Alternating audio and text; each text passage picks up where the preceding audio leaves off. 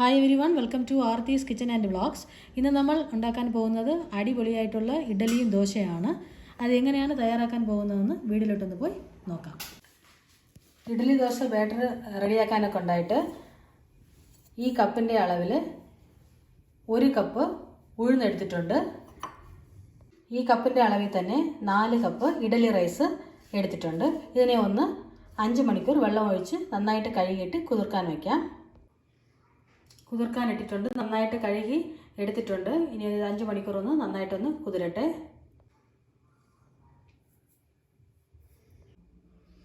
അഞ്ച് മണിക്കൂർ ആയിട്ടുണ്ട്. കണ്ടില്ലേ, ഉഴുന്നൊക്കെ നന്നായിട്ട് കുതിർന്ന് വന്നിട്ടുണ്ട്. അതുപോലെ തന്നെ അരിയും നന്നായിട്ട് കുതിർന്ന് വന്നിട്ടുണ്ട്.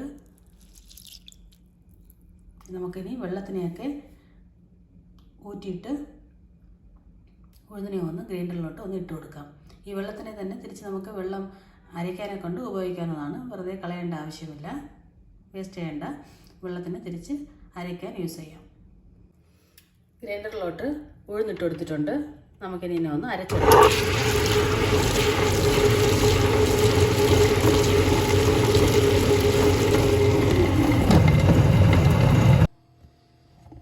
ഉഴുന്നൊക്കെ നന്നായിട്ട് അരഞ്ഞു വന്നിട്ടുണ്ട്, കണ്ടില്ലേ.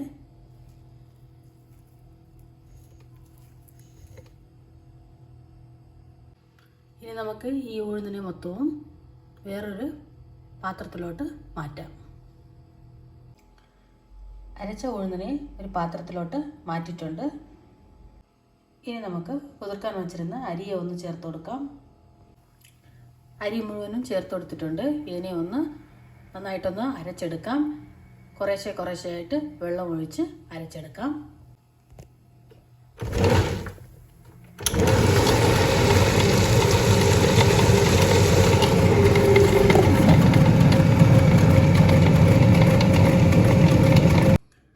നമ്മുടെ അരിയൊക്കെ നന്നായിട്ട് അരഞ്ഞു വന്നിട്ടുണ്ട്, കണ്ടില്ലേ.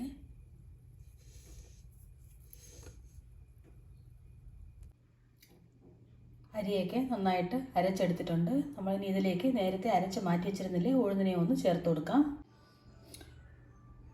ഇതിലേക്ക് 1 ടേബിൾ സ്പൂണ് ഉപ്പൊന്ന് ചേർത്ത് കൊടുക്കാം. നിങ്ങൾക്ക് എത്രയാണോ ഉപ്പിൻ്റെ ആവശ്യം അതനുസരിച്ച് ചേർത്ത് കൊടുക്കാവുന്നതാണ്. എന്നിട്ടിതിനെ കൈകൊണ്ട് തന്നെ നന്നായിട്ട് മിക്സ് ചെയ്തെടുക്കാം. നമ്മുടെ കയ്യിലുള്ള മൈക്രോ ഓർഗാനിസംസൊക്കെ ഫെർമെൻറ്റേഷൻ വഴി ഇത് പെട്ടെന്ന് പൊളിക്കാൻ സഹായിക്കും.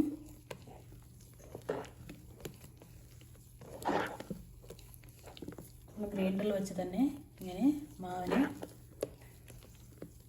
മിക്സ് ചെയ്തെടുക്കാം.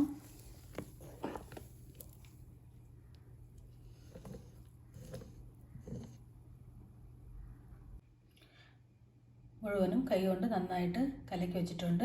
ഇനി ഇതിനെ വേറൊരു പാത്രത്തിലോട്ട് മാറ്റി കൊടുക്കാം. ഇത് 8 മുതൽ 12 മണിക്കൂർ വരെ പുളിക്കേണ്ടതാണ്. റൂം ടെമ്പറേച്ചറിലാണ് വയ്ക്കേണ്ടത്. തണുപ്പ് കൂടിയ സ്ഥലങ്ങളിൽ മണിക്കൂറിൻ്റെ അളവ് വ്യത്യാസം വന്നേക്കും.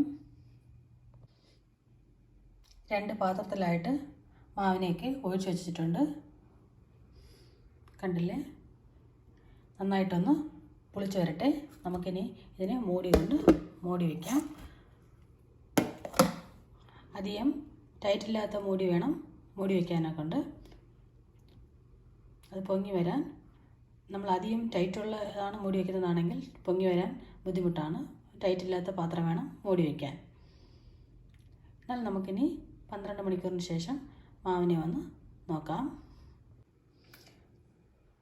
നമ്മൾ മൂടി ടൈറ്റുള്ള മൂടിയാണ് വെച്ച് അടയ്ക്കുകയാണെങ്കിൽ ഓവർഫ്ലോ ആവും മാവ്. അതുകൊണ്ട് ടൈറ്റില്ലാത്ത മൂടി വേണം യൂസ് ചെയ്യാനൊക്കെ ഉണ്ട്.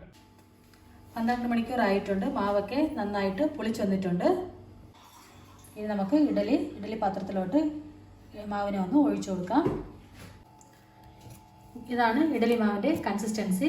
ദോശയ്ക്കാണെങ്കിൽ ഇതിൻ്റെ കൂടെ കുറച്ച് വെള്ളം ചേർത്ത് മാവിൻ്റെ കൂടെ വെള്ളം ചേർത്ത് കലക്കിയാൽ മതിയാവും. ദോശയ്ക്ക് മാവ് റെഡിയാണ്. നമുക്ക് എന്നാൽ ആദ്യം ഇഡലി ഒന്ന് ഉണ്ടാക്കാം. ഒരു ഇഡ്ഡലി പോട്ട് വെച്ചിട്ടുണ്ട്. ഇതിലേക്ക് ഒരു 2 കപ്പ് വെള്ളം ചേർത്തിട്ടുണ്ട്. ഇനി നമുക്ക് ഇഡ്ഡലി തട്ടൊന്ന് വെച്ച് കൊടുക്കാം. ഓരോ കുഴിയിലും കുറച്ച് എണ്ണ പുരട്ടിയിട്ടുണ്ട്. ഇനി നമുക്ക് മാവിനെ ഒന്ന് ഇഡ്ഡലി ബാറ്ററിനെ ഒന്ന് ഒഴിച്ചു കൊടുക്കാം.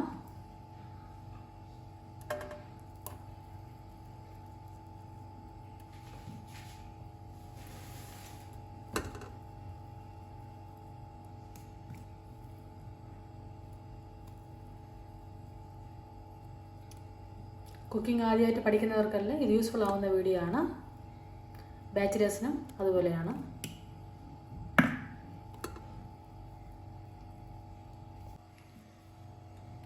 മറ്റൊരു തട്ടിലും ഇതുപോലെ ഒന്ന് മാവ് ഒഴിച്ചു കൊടുക്കാം.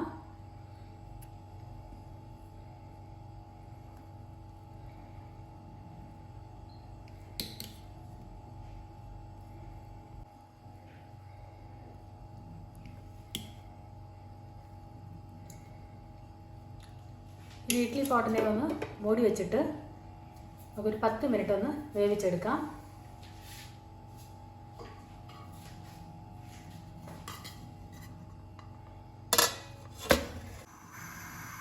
സ്റ്റൗ ഓൺ ചെയ്തിട്ടുണ്ട്. 10 മിനിറ്റ് ഒന്ന് വേവട്ടെ. 10 മിനിറ്റ് ആയിട്ടുണ്ട്.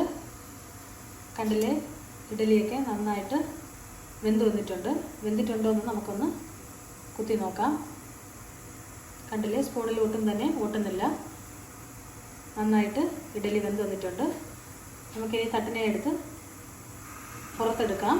എന്നിട്ട് 2 മിനിറ്റ് ഒന്ന് തണുക്കാൻ വയ്ക്കാം. ഇനി നമുക്ക് ദോശ ഒന്ന് ഉണ്ടാക്കിയെടുക്കാം. അതിന് ദോശക്കല്ലൊന്ന് അടുപ്പത്ത് വെച്ചിട്ടുണ്ട്.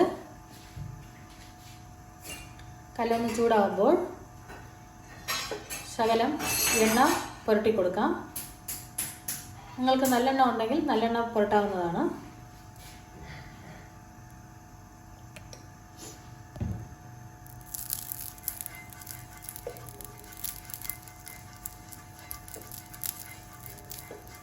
എന്നിട്ടിന് മാവൊന്ന് ഒഴിച്ചു കൊടുക്കാം.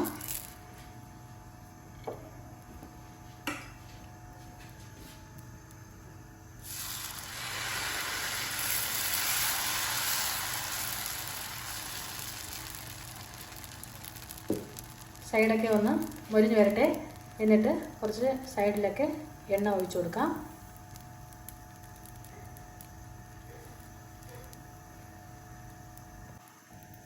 നമുക്ക് സൈഡിലോട്ട് എണ്ണ ഒഴിച്ചു കൊടുക്കാം.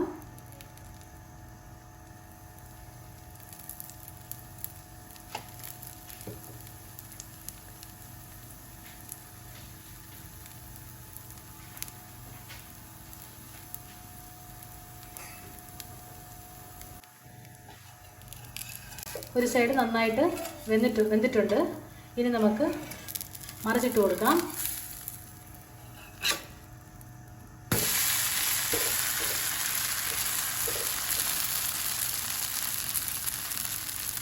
മറുഭാഗവും നന്നായിട്ട് വെന്ത് വരട്ടെ. ദോശയൊക്കെ നന്നായിട്ട് വെന്തിട്ടുണ്ട്. ഇനി നമുക്കിതിനെ പ്ലേറ്റിലോട്ട് മാറ്റാം.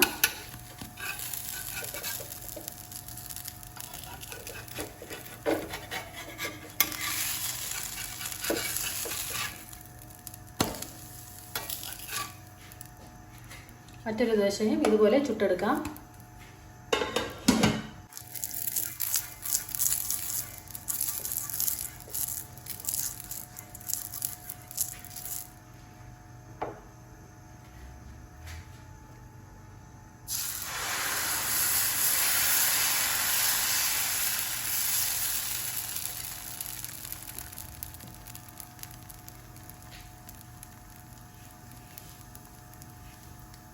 ആദ്യത്തെ ദോശയ്ക്ക് എണ്ണ ഒഴിച്ചു കൊടുത്തതുപോലെ സൈഡിലോട്ട് കുറച്ച് എണ്ണ ഒഴിച്ചു കൊടുക്കാം.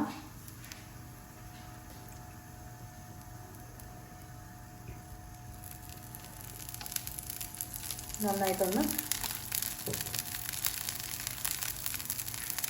വെന്ത് വരട്ടെ. ഇനി നമുക്ക് മറിച്ചിട്ട് കൊടുക്കാം. ഒരു ഭാഗം നന്നായിട്ട് വെന്തിട്ടുണ്ട്.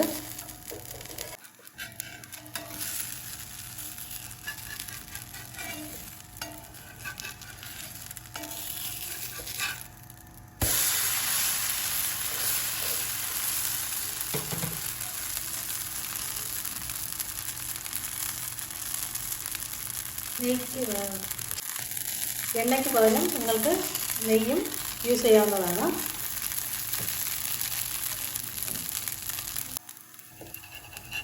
ഈ ദോശയും ഒരു പ്ലേറ്റിലോട്ട് മാറ്റി കൊടുക്കാം. നന്നായിട്ട് വെന്തിട്ടുണ്ട്. കണ്ടില്ലേ, അടിപൊളിയായിട്ട് ദോശ റെഡി ആയിട്ടുണ്ട്. ഇഡലി വേവിച്ച് തണുക്കാൻ വെച്ചിരുന്നില്ലേ, ആ ഇഡലി ഒന്ന് എടുത്തു വയ്ക്കാം. പ്ലേറ്റിലോട്ട് മാറ്റാം.